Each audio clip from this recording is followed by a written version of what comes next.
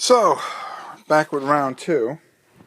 Kind of cool thing is they also give you tokens so you can designate the rounds. Oh no, they're actually bigger than that. Sorry about that. So you can stack them up and then pull them off and say, okay, round two, and you have certain objectives and so forth and so on. Well, when we last left, it's now the rebels' turn, and I already did the command phase, which is set the dials, and I did it for the rebels as well. So now we're going to go to movement. So let's start over with the ships from the rebels. Now, there's a rule that if you ever overlap a ship, if this was to move here and you actually physically had to move this, then your opponent would get to put wherever he wanted the squadron. So I thought that was a kind of a neat little rule. Let's see if I can get this right where it was. And I screwed it up. So we're going to start with the freighter, who right now is at speed 2. Okay. And we're going to check, because you always fire first, and see if we're in range of anything.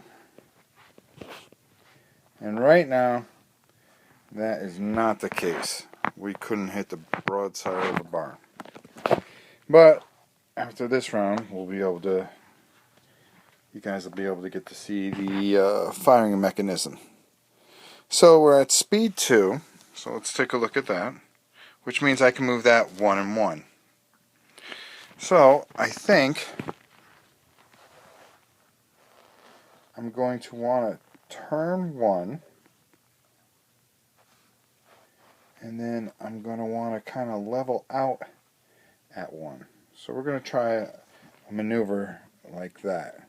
Now I'm just going to move this out of the way because it's really not that academic. And what we're going to do is come and bring that there. There we go. That way we got a little bit of the side arc in there, along with everything else. And I'm going to move this out, move that back, and there we go. Now, what I forgot to show you was that I had set that at navigate. And what I'm going to do is I'm going to, even though it's set at navigate, I'm not going to change the speed. We're going to leave it at 2 for now. So that goes here. Oops. And that goes down like that. So next time we set it, it'll actually go on top on and so forth and so on. The Corvette is set at concentrate fire, but it had nowhere to fire, so we have no range here, as you can see.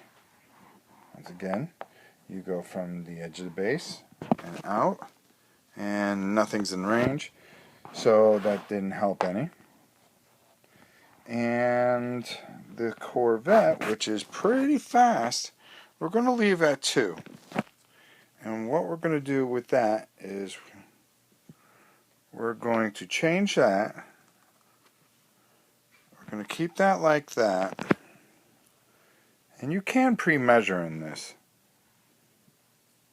And I think that's what we're going to do. We're going to leave it. We're not going to make a dual movement there. We're going to fit that in. Sorry about that. I'm not that great with the camera. Yeah. We're going to leave that there. We're going to fit that in there. And then move it up into there. Alright. So we're going after that main ship. So that's the movement for the rebels. Now we're going to go over to the Victory class.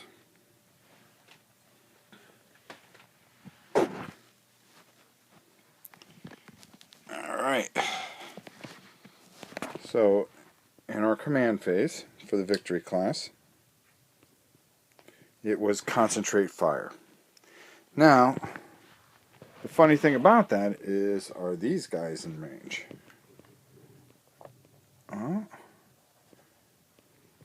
Nope, almost. Just a hair out of range. So the Victory class is going to concentrate fire, but of course it can't attack because nothing's in range. So the next thing we're going to do is we're going to leave our speed at 2, and we're going to move 2 units. Let's just get the thing here. And I think the smart thing to do, because we can click the 2 once, is to try to get something within its front and rear arc. So we stick that there. Alright, and then we're going to move this bad boy up here. As you can see, fits in real good. Now if you look here, anything comes within this area, it's going to get pummeled. We have a deciding shot to our front arc, and pretty much that's where we are. Third round, it's going to be on. Now, like we said with the next part of our phase is the squadron phase. So what happens is we activate 2 at a time. So we're going to turn that over. The rebels go first, and what they're going to do is the X-Wings get to go a movement of 3. So we're going to move that up right there. Okay. And then the one on the outside here, we're going to move up to here. Now while we're doing that, remember what I told you, you have to switch over your dials to the blue. Because blue now shows that it's activated. And with our little button there, it pretty much squares that away. So we move to the rebels. It doesn't matter how they face. Another thing I wanted to show you real quick. Here's the damage down. The X-Wings can take 5 damage, where the TIE Fighter, which is faster and more maneuverable, only can take 3 damage. Alright. Now that now that we move to the rebel ships, it's time to move the TIE Fighters, or the Empires.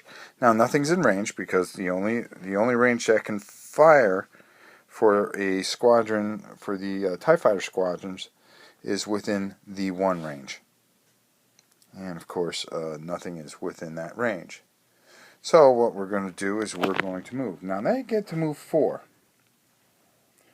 So what we're going to do is we're going to move this guy up 3 and move this guy up 3. And we're going to switch over our dial.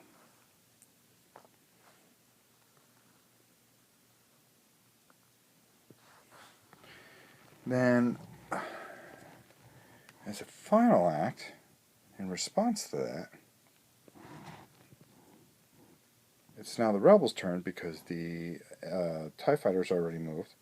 So we're going to move, and that space right there, I'm looking at it, we're going to bring this guy right up here, and with a 3, I think we're going to bring this guy right forward, like so. So So there's going to be some maneuver problems.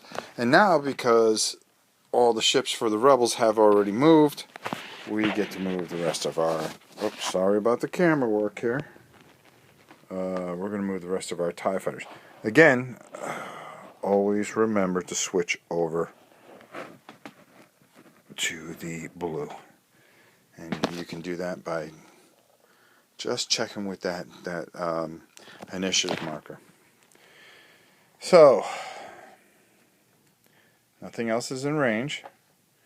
We are going to come, I think, right up there to 3, up there to 3, and then here, I think, let's swap these over, swap these over, swap that over, because I'm going to move that. Move that up to 4. And I'm going to move that up to 4. Swapping that over. So that is all the movement for round 2. So we completed 2 rounds. And it looks like our next round is going to be a very bloody round. And the rebels get to go first. First thing we do is we're going to flip over our marker. Why don't we set our dials here? Now, if I'm the rebels, I'm going to want to... I don't know what this is, but I got a feeling that I'm going to have to... On that following turn, I'm going to have to concentrate fire. That's going to give me an extra dice. So, for the prior turn, I'm going to concentrate fire for the escorts. But we don't know what's underneath this one. At least I know, but you guys don't. I think we're going to leave this at concentrate fire. Now, here's the real interesting thing. Is over on the other side here. I'm not sure what I did here because I did it last night. But in 3 rounds, okay, I can't believe I'm getting called during this. I think I'm going to leave this at concentrate fire. Or actually, maybe I should put it on repair even. Because I think I might be taking some damage. And in 3 rounds, it might be critical that I do something. So I'm going to put that onto repair, and we're going to put that, and that's 3 rounds from now. So all our speeds are still at 2 for both sides. We switched over to the blue token, and this next round that we're going to have is going to be a bloody round. And I look forward to the next video when we do this, and we're going to get this going. So round 3 is going to be a pretty bloody battle. I think round 4 is going to be pretty messy. I'm going to make sure it's nice and messy so you see as much as you can with the attack resolution, how damage is dealt and everything, and we'll go from there. So we'll see you next video for round 3. Hope you enjoyed.